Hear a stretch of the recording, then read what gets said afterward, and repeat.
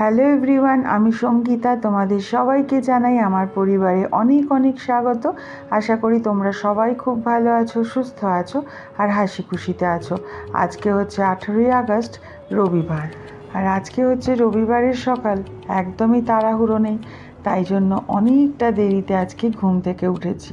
আর যেই না দু চোখের পাতা খোলে অমনি ধীরে ধীরে সেই চিন্তা ভাবনাগুলো আস্তে আস্তে মাথায় এসে দানা বাঁধতে শুরু করে। ঠাকুরের কাছে একটাই প্রার্থনা, যেন দিনগুলো ভালো কাটে। আজকের দিনটা অ্যাটলিস্ট ভালো কাটুক, তারপরের দিন আবার পরের প্রার্থনা। ঠাকুরের কাছে একটাই চিন্তা ভাবনা। আর এখন সকালবেলায় তো ঘুম থেকে উঠে বাসি কাজকর্ম মিটিয়ে স্নান পুজোটা আগে করে নিই। আজকে তো একটু দেরি করে উঠেছি, অফিসের তাড়া নেই। এইদিকে মুখার্জি মশাইকে বলেছি যে তুমি আমাকে একটু ক্যামেরা দিয়ে ক্লিপ করে দেবে। আর তাকে বলার আগেই নিজে আমি ক্যামেরাটা সেট করে রেখেছি, আমার মোবাইলের ক্যামেরাটা। আর মুখার্জি মশাইয়ের কাণ্ডটা তোমরা নিজেরাই দেখতে থাকো। সে একটুও নড়নচড়ন নেই, যেই পোজে বসে রয়েছে সেই পোজেই আমার জন্য ক্যামেরা করছে। যত বলি যে তুমি একটু অ্যাঙ্গেলটাকে ঠিক করে দেখো, না, যেরকমভাবে আছে দেখো, তোমরা শুধু কাণ্ডটা দেখো। আমি কিন্তু আমার কাজ ঠিক লুকিয়ে করেই নিয়েছি, সেটা মুখার্জি মশাই জানে না। আর এখন তারকাদের মধ্যেও কি চলছে তার জন্য একটা ম্যাগাজিন নিয়ে এসেছি। আমার ম্যাগাজিন পড়তে না ভীষণ ভাল লাগে, যদিও এখন না আমি একদম পড়ার সময় পাই না। আগে এই ছোটো ছোটো ম্যাগাজিনগুলো, ছোটো ছোটো গল্প পড়তে, এমনকি এই দেখো এটা হচ্ছে মুখার্জি মশাইয়ের তোলা সেই অ্যাঙ্গেল, বলো কাণ্ড। যাই হোক, সে তুলেছে আমার হয়ে, যখনই বলি কাজটা করে দেয়। আমি তাই বলছি যে টুলটা অ্যাটলিস্ট পাতো, চাটা রাখি। যা, আর আমার না এখন একদমই পড়ার সময় পাই না। আমার বন্ধু লেখে এত ভালো, ফেসবুকে সুন্দর সুন্দর গল্প লেখে, সেই গল্পগুলো মানে পড়লে মন ভালো হয়ে যায় জানো। সেইগুলো পড়ারও আমি একটু সময় পাই না। আজকে সকালের ব্রেকফাস্ট রবিবার, একটুখানি সুজির উপমা বানাবো। ভাবলাম সুজির উপমাটাও তোমাদের সাথে আজকে একটু শেয়ার করি। আর আমি যেইভাবে সুজির উপমাটা বানাই, এইটা এত সফট লাগে। আমি নানা রকমভাবে সুজির উপমা বানিয়েছি, কিন্তু অনেকেই না সুজির উপমাতে একটু অল্প অল্প জল দিয়ে যেটা বানায়, শুকনো ঝুরঝুরে, ওটাতে আমার ভীষণ গলা শুকিয়ে যায়। কিন্তু আমার এই রকমভাবে খেলে একদম এত সফট থাকে যে দারুণ লাগে খেতে। সুজিটা আমি একটু হালকা কড়াই গরম করে ভেজে নিলাম, তারপরে একটু সাদা তেল গরম করে তাতে একটু দিয়ে দেব সর্ষে, কাঁচা লঙ্কা ফোড়ন।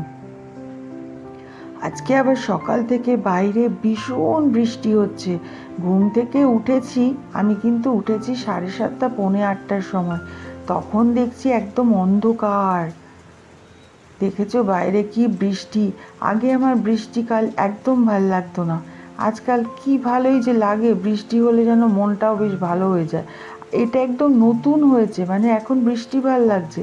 কেন বলো তো, যা গরম পড়ছে, এত গরম সহ্যের বাইরে। চলো রান্নাটা তো কমপ্লিট করতে হবে, যাই হয়ে যাক। মানুষের বাড়িতে এই রান্না না হলে খাওয়ার তো জুটবে না। তাই চলো তোমাদের সাথে গল্প করতে করতে রান্নাটা সেরে ফেলি। আর এই গল্প করতে করতে আমি যে কত কাজ সেরে ফেলি আর কত কথা বলে ফেলি সেটা ঠিক নেই। যেমন ধরো, এই চারিদিকে এখন যে আন্দোলন চলছে তিলোত্তমাকে নিয়ে, এই নৃশংস ঘটনাটা, কত রাজনৈতিক ব্যক্তিত্বের বা কত হোমরা চোমরা মানুষের বক্তব্য শুনছি। এটাও শুনছি খুব বিশিষ্ট একজন মানুষের কাছ থেকে যে এই রকম ঘটনা নাকি বিক্ষিপ্তভাবে অনেকই হয়ে থাকে। আমরা তো আমার জীবদ্দশায় কখনো অন্য কোনো দেশে এরকম নৃশংস ঘটনা তো শুনিনি, যার জন্য আমাদের মোমবাতি নিয়ে বেরোতে হয়েছে বা কোনো রকমভাবে বিশাল আন্দোলনে নামতে হয়েছে যে শাস্তি চাই। আমার মনে হয় না। তবে হ্যাঁ, রেপ বা মার্ডার, খুন সবসময়ই হয়ে থাকে। তবে এই রকম ইতিহাস হয়ে যাওয়ার মতো নৃশংস ঘটনা, এটা বিক্ষিপ্তভাবে হয়েই যেতে থাকে। এটা কিন্তু খুব সাংঘাতিক একটা বক্তব্য। নানা রকমভাবে বক্তব্যগুলো শুনি, মনের মধ্যে ভিড় করতে থাকে, তোমাদের সাথে আলোচনা করি। এই বিকৃত মনুষ্যত্বগুলোর বিনাশ হওয়া ভীষণ জরুরি। এই রকম বিকৃত মনুষ্যত্বের মানুষ কত যে জড়িয়ে রয়েছে, তারা কিন্তু শুধু পুরুষই না, নারীও আছে নানা রকম। এই যে এরকম হাত ধরেছিল, সেও তো নারী। গত বছর যেরকম যাদবপুর ইউনিভার্সিটিতে একটা ভয়ঙ্কর ঘটনা ঘটেছিল, কত আন্দোলন, লেখালেখি, বলা বলি, কিন্তু সেটা আবার যে কোথায় ধামাচাপা পড়ে গেল। তারপরের ঘটনাটা জানাই হলো না, আমার কানে তো আসেনি। তোমরা কেউ শুনেছো তারপরে তার শাস্তি হলো কি না, কী হলো কি জানি। এই আন্দোলনের ঝড়ও যেন আর না থেমে যায়, এটার যেন একটা বিহিত হয়ই হয়। তবে আমার কি মনে হয় জানো, এদেরকে নৃশংসভাবেই রাস্তায় পিটিয়ে মারা উচিত, ফাঁসি টাসি না। এত ভয়ঙ্কর মস্তিষ্ক কার যেন জন্মই না নেয়। আর এদিকে আমার অনেকটা রান্না হয়ে গেল। কারি পাতা ফোড়নও একটু পরে দিই, আমি না আগে কারি পাতা ফোড়নটা দিই না, পাতাগুলো একটু বেশি পুড়ে যায়। আর আমার কারি পাতার গন্ধটা ভীষণ ভাল লাগে। একটু গ্রেট করা আদা কুচিও দিয়ে দিলাম, আলুগুলোকে ভেজে নিয়েছি। আর দেখো আমি সবার আগে এই জলটা দিয়ে দিই।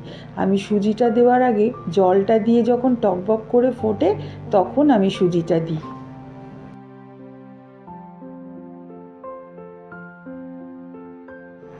এতে করে না সুজিটা এত সফট হয় আর একদম গলায় না শুকনো শুকনো লাগে না। তাই জন্য এই জিনিসটা আমি শিখেছিলাম তবে থেকে আমি অনেক রকম প্রসেসে উপমা বানিয়েছি, কিন্তু এই রকমভাবেই আমি সবসময় বানিয়ে থাকি। তারপর পরিমাণ মতন একটু নুন আর একটু মিষ্টি। উপমাটা একটু মিষ্টি মিষ্টি ভালো লাগে, তাই নুনের পরিমাণটা একটু আন্দাজ মতন একটু মিষ্টি মিষ্টি করলে দারুণ লাগে। আর ঝালটাও একটু স্বাদ মতন, নিজের স্বাদ মতন কাঁচা লঙ্কার ঝাল দিয়ে দিই। এর মধ্যে গাজর বা বিনস টিনসও দেওয়া যায়, আমার কাছে এখন নেই, তাই জন্য আমি শুধু আলু দিয়েই করলাম। ওপরে দিয়ে দিয়েছি একটু ভাজা বাদাম। ব্যাস, আজকে সকালের জলখাবার তো তৈরি। এবার আমি আর মুখার্জি মশাই খেয়ে নিই, তারপরে তিতুনরা ঘুম থেকে যখন উঠবে তারপর ওরা খাবে।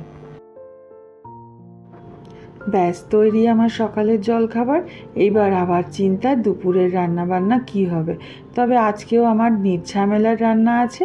দুপুরবেলায় শুধু একটা মাছের ঝোল আর ভাত করব। সঙ্গে একটু দেখি উচ্ছে আলু বা এগুলো সেদ্ধ দিয়ে দেবো।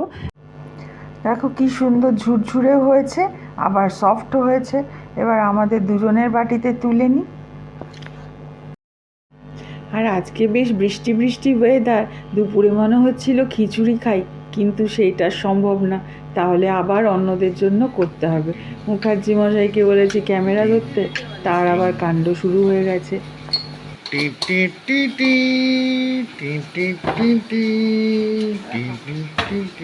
আমরা এখন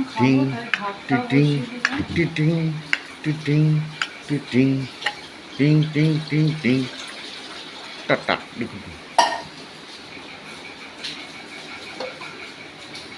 এটা কি আটবে? আটবে। এই তোমার আন্দাজ? ধরো, তুমি এটা ধরো, আমি আটিয়ে দিচ্ছি।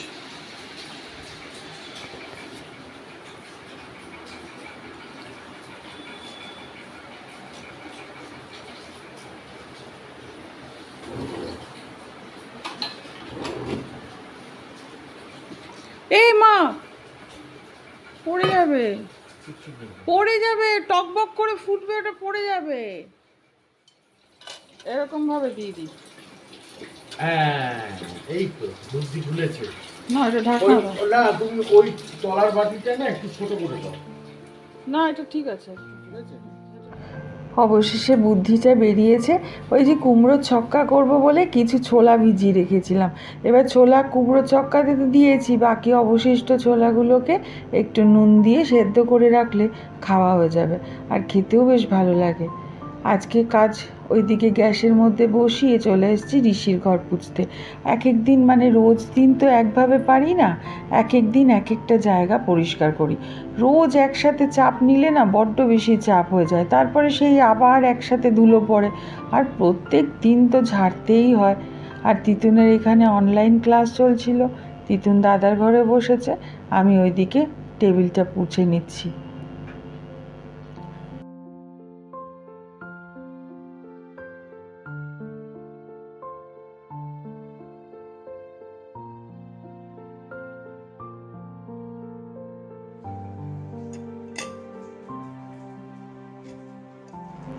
উফ, খোলেও না, খোল রে বাবা।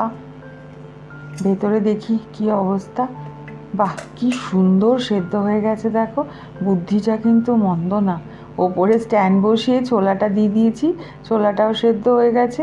আর ওইদিকে এখন মাছ রান্না করব, তার আগে এই কর্নারটা পরিষ্কার করব। এই কর্নারটাও ভীষণ নোংরা হয়ে গেছে, কতদিন পরিষ্কার করা হয় না, তাই আজকে এই দিকটা করব আর ওই দিকে মাছ রান্না করব। আজকে পমফ্রেট মাছের ঝোল করব, তবে পমফ্রেট মাছের রেসিপিটা আজকে আর দেবো না, পরে অন্য দিন তোমাদের সাথে দেব। এটা তোমাদের কি দেখাচ্ছি বলো তো? বীজ। আমি না অনেক গাছের বীজ নিয়ে এসেছি।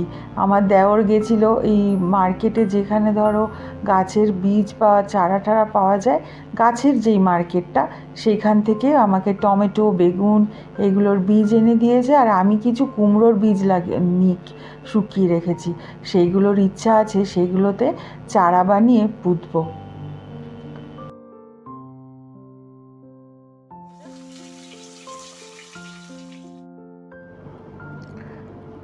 আর এটা আমি গ্লাস ক্লিনার দিয়ে পরিষ্কার করছি। আর আমি একটা সবসময় সলিউশন বানিয়ে রাখি, ভিম লিকুইড অল্প 2 চামচ, তারপরে জল 1 গ্লাস, আর একটুখানি দিয়ে দিই ভিনিগার। সেইটা দিয়ে যে কি পরিষ্কার হয় রান্নাঘর, আর কোনো রকমের পোকামাকড়ও আসে না জানো তো, ইঁদুর ছাড়া। যদি বাড়িতে ইঁদুর থাকে, একমাত্র ইঁদুর আসবে, কিন্তু অন্য পোকামাকড় যেরকম মাছি বা আরশোলা এগুলো কিন্তু আসে না। আর ওই সলিউশনটা আমার সবসময় করা থাকে, যেটা রান্নার পরে আষ্টে গন্ধটাও থাকে না, ওই সলিউশনটা দিয়েই করি।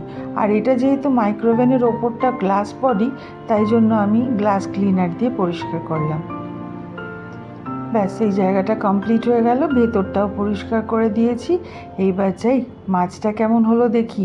আমি কিন্তু ফাঁকতালে মাছটার ঝোলটা রান্নাই করে ফেলেছি, সেটা তোমাদের অ্যাঙ্গেলটা ক্যামেরা ঘুরিয়ে দেখানো হয়নি। বাইরের বৃষ্টি অনেকক্ষণ আগে কমে গেলেও এই মেঘলা ভাব আর গুমোটটা কিন্তু কমছে না। কি গুমোট রে বাবা! এই দরজাটা বন্ধ করে দিই, নইলে আবার বেড়ালের উৎপাত। বেড়ালের পেটেই যাবে মাছগুলো, আমাদের পেটে আর যাবে না। লাইট নিভিয়ে কিছুক্ষণ একটু শুয়ে ম্যাগাজিন পড়বো। রান্নাঘর মোটামুটি গোছানো কমপ্লিট, সকালের মতন কাজ শেষ। এবার মুখার্জি মশাই গেছে একটু আড্ডা মারতে, আড্ডা থেকে ফিরলেই খাওয়া দাওয়া কমপ্লিট করব। আজকের গল্প তাহলে এখানেই শেষ করি। তোমরা নিজেদের অনেক খেয়াল রেখো, সুস্থ থেকো। আর আমার ভিডিওটা ভালো লাগলে একটা লাইক দিও, নতুন যারা দেখছো তারা সাবস্ক্রাইব করে নিও। চলো আজকের জন্য বাই।